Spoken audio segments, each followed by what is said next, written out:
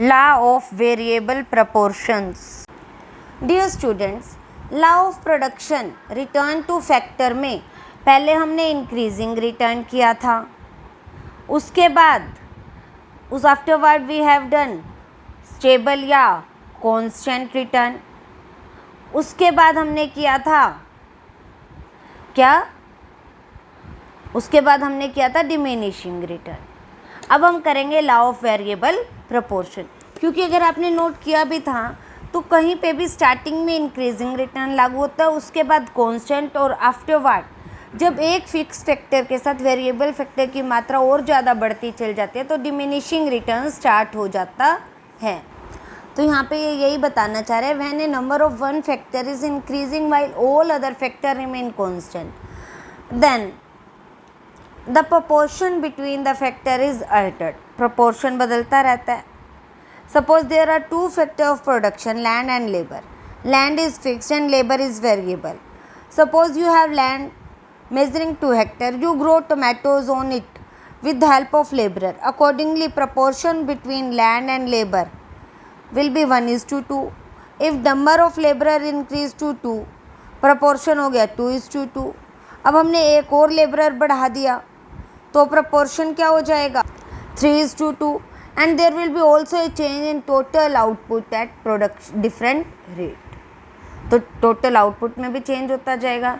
So in economics, this tendency is the law of variable.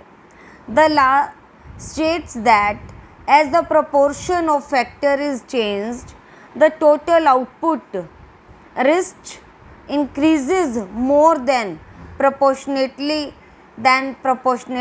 and finally less than proportionately. तो ये क्या कह रहे हैं कि पहले तो बढ़ेगा proportion से ज़्यादा, उसके बाद प्रोपोर्शन में आउटपुट बढ़ेगा और उसके बाद प्रोपोर्शन से भी कम बढ़ेगा। तो ये यहाँ पे कह रहे हैं कि ये क्या है, हमारे पास लॉ ऑफ वेरिएबल प्रोपोर्शन या वेरिएबल रिटर्न्स। लेफ्ट विच इसके बारे में कहते हैं, the law of variable proportion states that the input of one resource is increased by equal increments per unit of time while input of other resources are held constant. Total output will increase, but beyond some point, the resulting output increases will become smaller and smaller.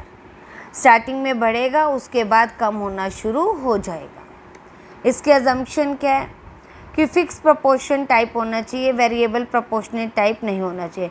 मतलब एक factor का fix होना ज़रूरी है, तभी हमारे पास law of variable return काम करेगा. Unit of variable factor are homogeneous और इक्वली एफिशिएंट. जो हमने स्टार्टिंग में वेरिएबल फैक्टर लगाया था वो वही का वही बढ़ाना है, so that diminishing returns starts operating not because later unit of variable factor less efficient and former ones. क्योंकि देखो बात की, अगर यूनिट ज़्यादा एफिशिएंट लगाएंगे, हम क्वालिटी में चेंज करेंगे तो ऐसा पॉसिबल नहीं होगा. Some of the factors are fixed so that output can be increased only by increasing the application of variable factor. At state of technology में भी चेंज नहीं होना चाहिए, नहीं तो ये रूल काम नहीं करेगा. इसको आप इस टेबल से भी समझ सकते हो. देखो यूनिट ऑफ लेबर बढ़ रही है, स्टार्टिंग में मार्जिनल प्रोडक्शन बढ़ रहा है तो इंक्रीजिंग रिटर्न. तो कहाँ तक, जब 3 स्टेप तक तो ये हमारा रहेगा इंक्रीजिंग रिटर्न. उसके बाद ये कम होना शुरू हो गया, 2 हो गया, 1 हो गया. ये हमारी फर्स्ट स्टेज ख़त्म हो गई और सेकंड स्टेज क्या हो गई, शुरू हो गई. यहाँ पे डिमिनिशिंग रिटर्न शुरू हो गया. तो इंक्रीजिंग एंड डिक्रीजिंग रिटर्न सेमली यहाँ शुरू हो जाता है.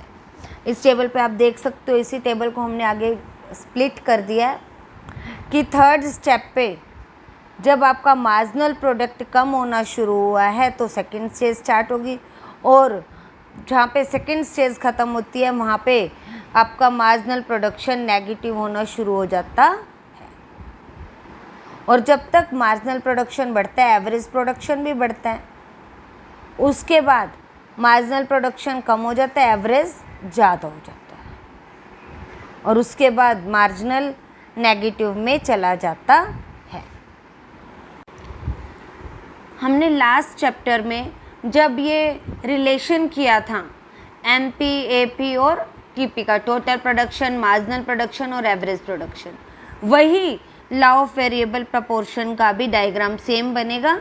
देखिए यहाँ पे जब तक मार्जिनल प्रोडक्शन तेज़ी से बढ़ रहा है तब क्या है, एवरेज टोटल प्रोडक्शन बहुत तेज़ी से बढ़ रहा है। जब तक मार्जिनल प्रोडक्शन बढ़ता है ये इंक्रीजिंग तेज से बढ़ता है।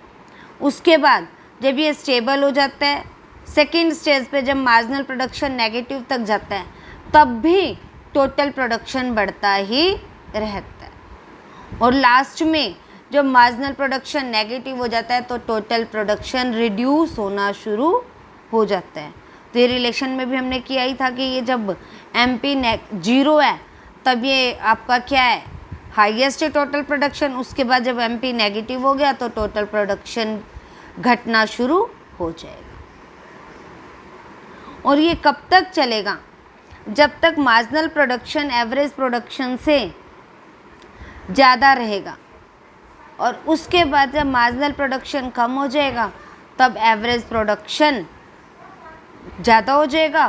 तो उसके बाद हमारे पास नेक्स्ट स्टेज स्टार्ट हो जाएगी। और ये भी आपने पहले ही देख लिया था कि एमपी नेगेटिव हो सकता है बट एपी नहीं हो सकता। तो तीनों स्टेजेस को हम इस टेबल में एक्सप्लेन कर रहे हैं। फर्स्ट स्टेज हमारी ओ से ई तक है। Initially O to E it can increase the increasing rate, marginal production increasing and reaches the maximum point at H, MP H तक पहुंच जाएगा। और average production it increases in the stage but is below MP, बढ़ेगा लेकिन MP से नीचे ही रहेगा। सेकेंड स्टेज में increasing at diminishing rate from E to G, E से जी बढ़ तो रहा है लेकिन बढ़ने की जो गति है वो कम हो गई है। And MP begin to diminish become to 0, और मार्जिनल प्रोडक्शन 0 तक चला जाएगा। और increasing and reaches its maximum point I. At point I, average and marginal product are equal. Average production और marginal production I पे ये क्या है, equal है। और थर्ड स्टेज पे जो टोटल प्रोडक्शन है वो गिरना शुरू हो जाएगा और मार्जिनल प्रोडक्शन नेगेटिव हो जाएगा और average production continue to diminish but always remain greater than 0।